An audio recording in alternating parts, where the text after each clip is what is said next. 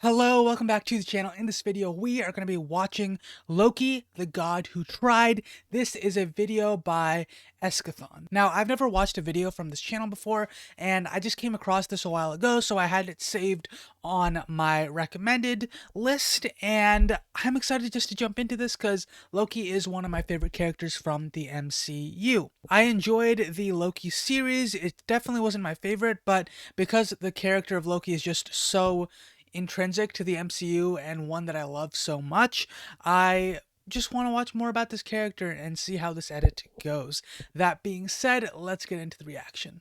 It's funny, for someone born to rule, you sure do lose a lot. Oof, that is a cruel line. Nature. You know, things didn't turn out so well for the last person who said that to me. Who, Loki? Or, Thanos? Who would be the last person to have said that? It's not this. Your natural state? In the end, Oof. you will always kneel. Such a rough line. Not to men like you. Ooh, I like this music already. There I'm are getting no men chills. like me. There are always men like There are you. always men like you. Honestly, you're pathetic. An irrelevance. A detour. A footnote to my ascent. Oh, the TVA? You finished? You're gonna start taking things seriously. What do you want from me?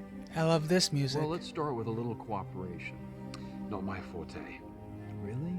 Even when you're wooing someone powerful you intend to betray? You don't Like know anything Thanos? about me. He knows everything.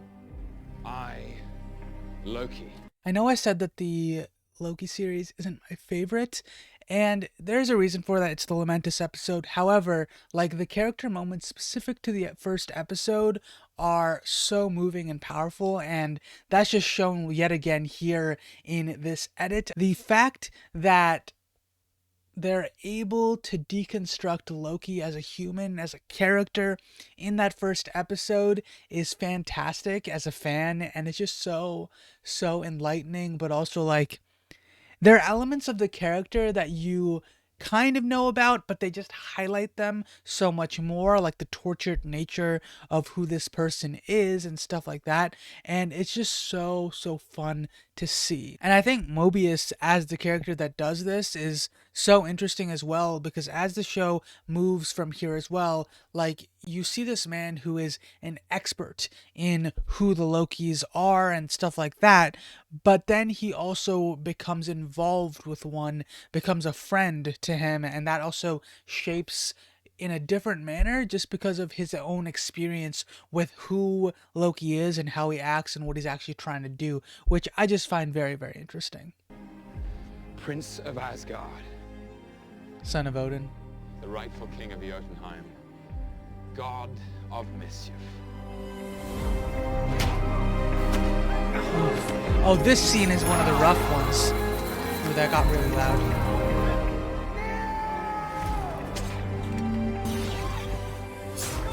Oof. Okay, that Coulson death, though, that is like the hardest thing to get over as a fan of Loki. It's like, look, all right, you're grabbing some random dude's eyeball, right? That's rough. That's pretty rough. But at the same time, it's no one we care about, so we can get over that. But then he goes and stabs Coulson, and that is the last, like, that is one of the hardest pills to swallow.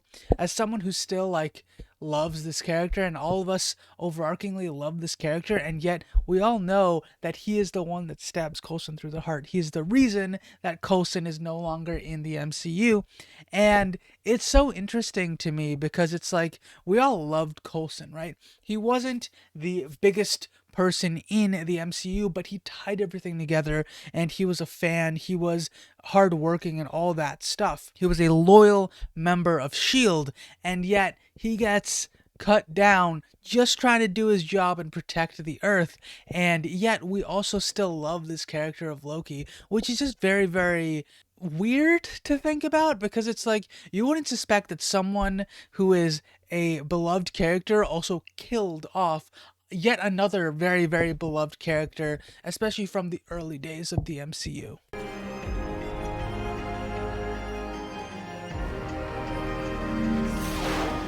That was unnecessary. Oof, that wicked smile there. See, Loki, life is about growth, it's about change, but you seem to just want to stay the same. I guess what I'm trying to say is that you'll always be the god of mischief. That is such an interesting line. Could be more. Ooh, I did not recall that line. That is an interesting line. So that's from Ragnarok, right? That is when Loki is like living with everyone else and he has the chip implanted into his like neck, and Loki is just like, what the heck?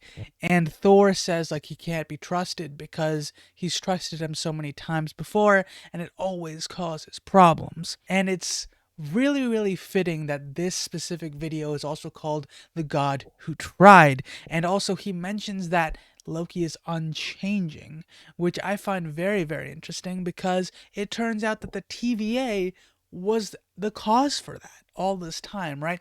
Anytime a Loki tried to change, the TVA would come along and nip that universe in the bud right away. Just a very, very smart choice from the creator in terms of the wording there, in terms of that scene, that moment from Thor, and I really, really like that.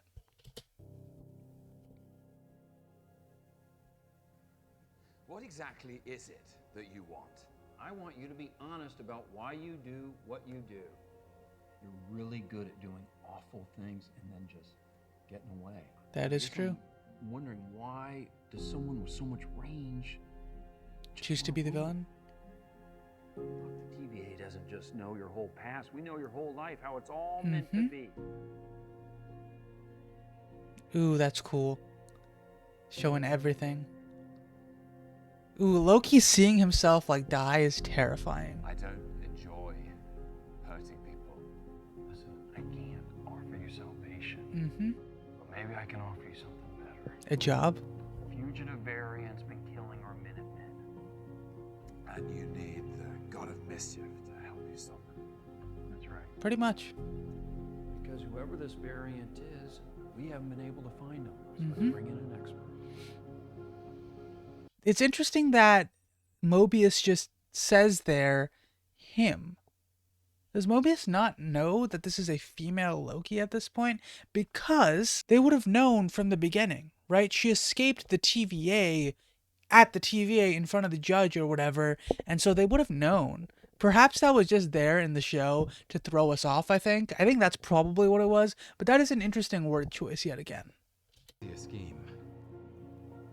And in that scheme, I see myself. We have a saying in our Time to BS your way through this conversation. where there are wolf's ears, wolf's teeth are near.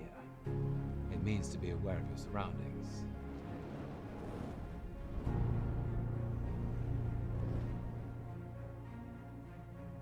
I believe, stupidly, that insecure need for validation would motivate you to find the killer. Not because you care about the TVA mission or being But a because you hero, want to but be because you validated. know this variant is better than you.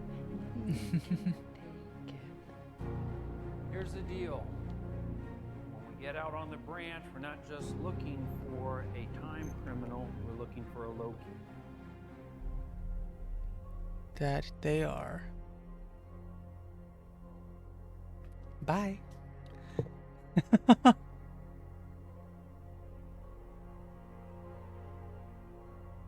I love that. I'm sorry about not I love that following wave. That wave is great, right? It's just like, all right, time to go. Bye. And then Loki just decided to follow along with Sylvie. Faded photocopy of me, Loki. Good, because that's not who I am anymore. I'm Sylvie now. Oh, you changed your name. Brilliant. It's called an alias. It's not very Loki-like. Yeah? What exactly makes a Loki a Loki? Independence, authority. You're not a serious man. You're right. I'm a god. You're a clown. I wonder if Sylvie thought of herself as a god as well Everyone initially. who works at the TVA was created by the timekeepers. That's ridiculous. They're all variants, just like us. They don't know that. No, they don't. You're right. About the TVA. You were right from the beginning. Do you think that what makes a Loki a Loki Is that we're is destined the to fact fail? that we're destined to lose? Ooh, that moment. Oh, that moment. That moment is so cool. Okay, so Loki or Sylvie just saying, that line and then being like, yes, are we destined to lose?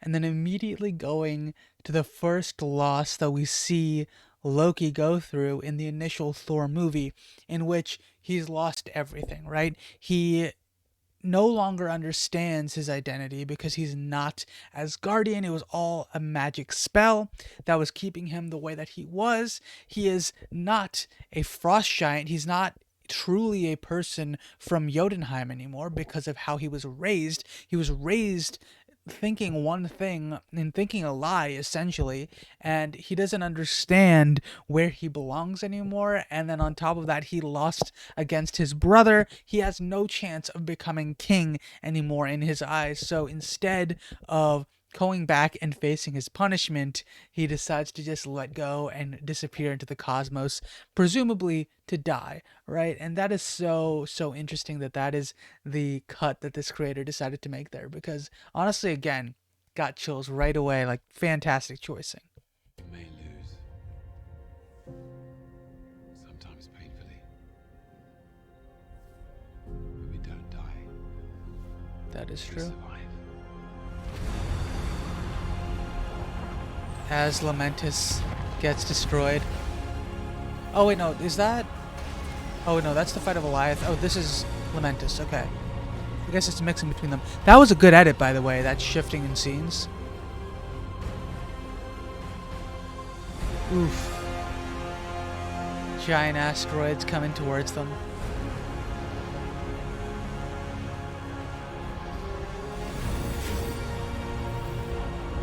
Yeah.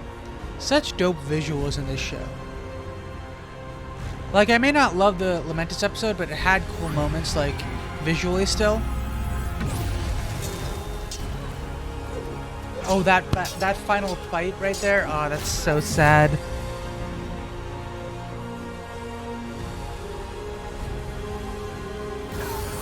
Oof.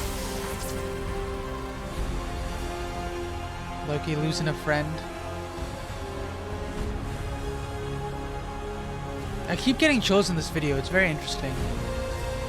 I think it's literally just because I love Loki's character so much that, like, seeing different things just gives me the chills.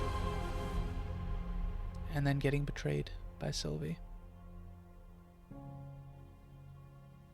Dang, the sadness in his face there. It is really touching.